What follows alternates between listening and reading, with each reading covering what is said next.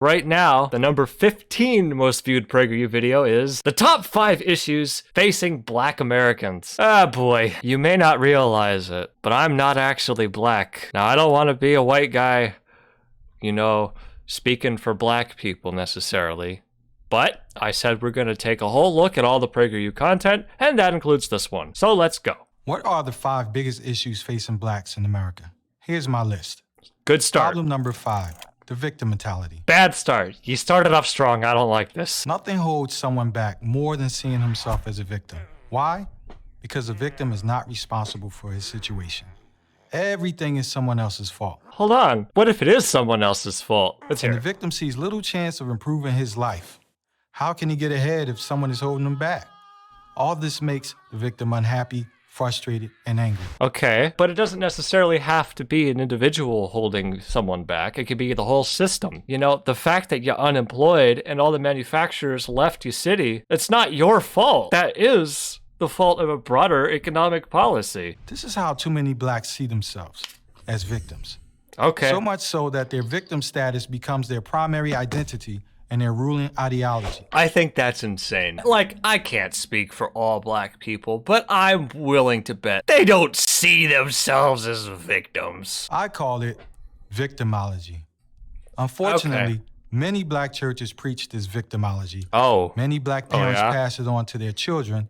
Inner city schools teach it to their students, and the black media reinforce it. Okay, so it's our cultural institutions, right? Okay. Are we gonna get an example of what this is? I hope Meanwhile, the NAACP and other black grievance groups fundraise on it. Okay. Problem number 4. Okay, but he didn't give a specific example of what this victim mentality is. Like what? Other black grievance groups. That right there is sus. He didn't really say anything about the NAACP either, just that they're a black grievance group and they fundraise on it. What specifically? I get that conservatives probably don't like it. That's an example. Number 2, let's go. Problem number 4.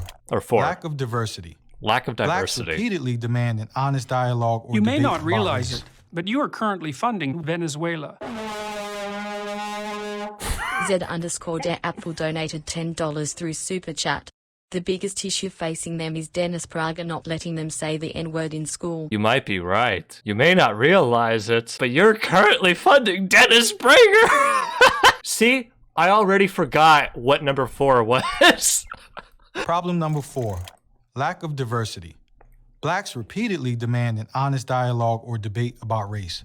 But how can there ever be an honest dialogue about race between blacks and whites If you cut it off right here, this sounds absolutely insane. when there is virtually no honest dialogue between blacks and blacks? Oh boy. It's hypocritical. And if a black doesn't think whites are ultimately responsible for black people's problems, they're labeled a sellout, Uncle Tom, or race trader. Okay, for what it's worth, I haven't heard race trader used in quite a while, aside from pretty fucking yikesy people. He didn't say anything about dialogue between blacks and blacks. When there is virtually no honest dialogue between blacks and blacks. About what? No, you labeled these things if you're a fucking conservative who's making money off of it. If a black doesn't think whites are responsible for black people's problems, well, okay, some white people are responsible for a lot of the problems black Americans face. Slavery was some white people's fault. After slavery ended, nothing was really done to fix this. The 40 acres and a mule never happened. Cough, slavery, cough, Jim Crow, drug wars. Yep. Slave owners were compensated after the Civil War because they lost property. But the freed slaves, they didn't get any of it. And guess what? The people who owned the plantations and farms and stuff were still allowed to own them. They still owned the means of production. And now, everybody else who's now free, we're gonna go work for the same fucking people! That's called sharecropping! As long as this type of groupthink exists, race reverence of the Al Sharpton, Jesse Groupthink? Jackson type will continue to be celebrated, while independent black thinkers such as Professors Thomas Sowell and Walter Williams will be shunned. If y'all don't remember him, Thomas Sowell, American economist, social theorist at Stanford University's Hoover Institution. Well, he's very, very conservative. Well, we'll put that nicely. How do I put this delicately? Oh, look, here he is talking to Dave Rubin. I guess I don't need to say anything else. I was gonna say people like PragerU like to talk to him for good reason. Also, one more thing to add. As long as this type of groupthink exists, race reverence of the Al Sharpton, Jesse Jackson type. Race reverence. That's, oh, I haven't heard that one before. Al Sharpton, Jesse Jackson. Yeah, all right. See, another dig at celebrities. Hey, hold up. Hold on, did this guy say his name? He didn't. Hey, they didn't give him like a name tag. Wow, Prager, Dennis, Talib Starks. Normally, when the speaker first shows up on screen in a PragerU video, there's like a tag at the bottom of the screen that says their name and something about them. You didn't give one for Mr. Starks here. Why didn't you do that, Dennis? It's probably an oversight, right? Right? Talib Starks is the author of Black Lives Matter. Oh God. Well, I don't like that. He doesn't like it when black conservatives are labeled sellouts at Uncle Tom's, but he's perfectly fine with labeling Al Sharpton and Jesse Jackson as race reverends. Professors Thomas Sowell and Walter Williams will be shunned. Good reason why these two are shunned, though. The honest race dialogue and debate that first has to happen is not between blacks and whites, but between blacks and blacks. Okay. We demand diversity from others, but need to practice it ourselves where it really matters, in thought, opinion, and even political affiliation. Get the fuck out of here. Oh my God. Can I say it? I'ma say it. Why do all conservatives want affirmative action for conservatives? What's up with that, huh? In thought, opinion, and even political affiliation. He doesn't say why. Problem number 3, urban terrorism. Ugh.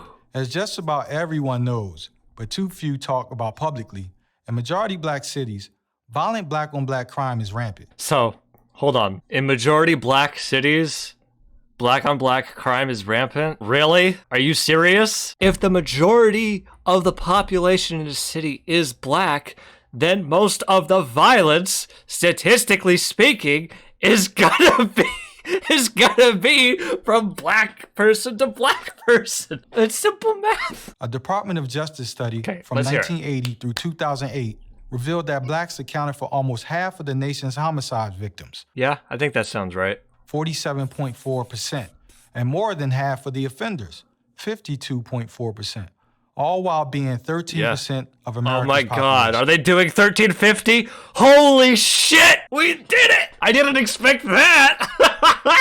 Ooh.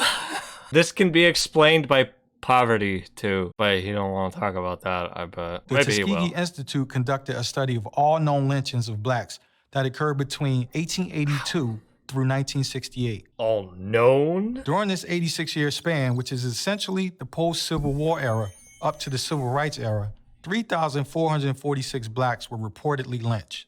Presently, black-on-black murder eclipses the number of blacks lynched over the course of 80 years, roughly every 6 months. Presently? There's like 100 million more people in the United States now! So in the year 1880, the United States Census was conducted. The population of the United States, 50 million, okay? US population today, 328 million. Presently, black-on-black murder eclipses the number of blacks lynched over the course of 80 years, roughly every 6 months. I wonder why the total number of people murdered today might be much larger than a period 140 years ago. Oh, wait a minute. No, the Tuskegee Institute just did a study on the lynchings of black people. This bit where he adds on the murder rate isn't done by the Tuskegee people. He's adding something else onto it. A per capita argument would probably make better sense. I think if we did per capita, it's still probably skewed more murder versus more lynchings, but that makes sense because terrorist attacks like a lynching, even back then, statistically smaller chance versus someone murdering someone. Most interpersonal murders done by someone you know, done by an acquaintance, done by a family member, done by a friend of yours, done by a dispute in a bar. Statistically speaking, that's always been usually usually the relationship that exists before a murder is committed. Unbelievably, the culpability for this disproportionate amount of mayhem actually lies with a menacing 2 to 3% minority within the black populace. I don't know about this. I call them urban terrorists. And since they're literally spawned from problem number 2, the black community protects them. Okay. Problem number 2. You didn't explain that. It's just 2% of the black community. Yeah, that sounds kind of fucking crazy. I wonder if white on white can be brought up to early ruin this argument. This is from Reuters, so it's probably good. So, quoting the Department of Justice, 80% of white victims killed by whites, 93% of black victims killed by blacks. There you go. Proliferation of baby mamas. I don't like this. I don't like this. The disintegration of the nuclear family has led to an astronomical increase of single mother households. According to the Moynihan Report, in 1965, nearly 25% of black children were born to unwed mothers. Hey, hold up. 25% of black children born to unwed mothers. Unwed mothers does not mean single mother. Truth is, marriage is expensive. I mean, so is raising a kid. The act of getting married is expensive. Well, I guess it's just like a simple court fee you file out, but that's usually not. We got a lot of pomp and circumstance that goes along with getting married. The disintegration of the nuclear family has led to an astronomical increase of single mother households. Single mother households. According to the Moynihan Report, in 1965, nearly 25% of black children were born to unwed mothers. Then unwed mothers. Sleight of hand, but he moved on from one point to another. These are not the same claim. These are not the same data points. Very slick. That's what we've come to expect from PragerU, though. The report's author, Daniel Patrick Moynihan, said this was a disaster in the making. What does he know? He's blue. He was, of course, vilified by so-called black leaders and their progressive allies. But he was right. Today, the out-of-wedlock birth rate is nearly 75%, and even higher in some urban areas. Again, this is not the same argument as people being born to single parents. Also, like, divorce rates are higher than they've ever been before. Let's be honest, it's probably good. Look, let's be real. It's better a lot of the time for parents to get divorced than to stay together and like traumatize their children horribly for life. Oh, also, people are getting married less today than they have before. Part of the money factor. Okay. To be clear, baby daddies share this responsibility with baby mamas. Yet, while baby daddies are blamed and rarely shown compassion, baby mamas are rarely blamed and receive both compassion and support. Why do you want to blame them? It sounds like you're falling for a victim mentality. Lopsided dynamic and the previously listed pathologies stem directly from the number one problem facing the black community.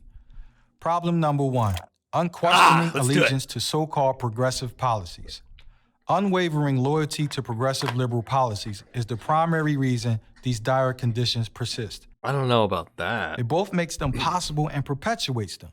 It's no coincidence that progressivism is the common thread that binds predominantly black cities where single-parent homes, failing schools, rampant poverty, and crime predominate. Okay, that's a really weird reach. Is he referring to Detroit? No, like Detroit doesn't suck because it's progressive or black. It sucks because all the manufacturers left, you know, because it's cheaper to ship that stuff overseas. Thanks, NAFTA. Look at cities like Detroit, Philadelphia, and Baltimore. Detroit. They've been run by progressive Democrats for decades. Does Baltimore suck? I've never heard that before. Oh, excuse me. You say these cities suck and there are clouds over them. But don't you know it's always sunny in Philadelphia? Where all effective, these cities should have become models of economic growth and prosperity. Instead, they're models of dysfunction. By fostering and exploiting the victim mentality, discouraging self-examination, subsidizing baby mamas, and making excuses for black thugs, so-called progressive policies don't alleviate the problems that afflict the black community. They aggravate those problems. Wow. Let's just ignore the economic history of all these cities. Let's ignore the broader economic history of the entire world and globalism. Let's ignore NAFTA. Let's ignore manufacturing going overseas. Let's ignore automation. No, it's the victim mentality. It's not the fault of broader economic trends. It's you baby mamas. By fostering and exploiting the victim mentality, discouraging self-examination, subsidizing baby mamas, and making excuses for black thugs, so-called progressive policies don't alleviate the problems that afflict the black community.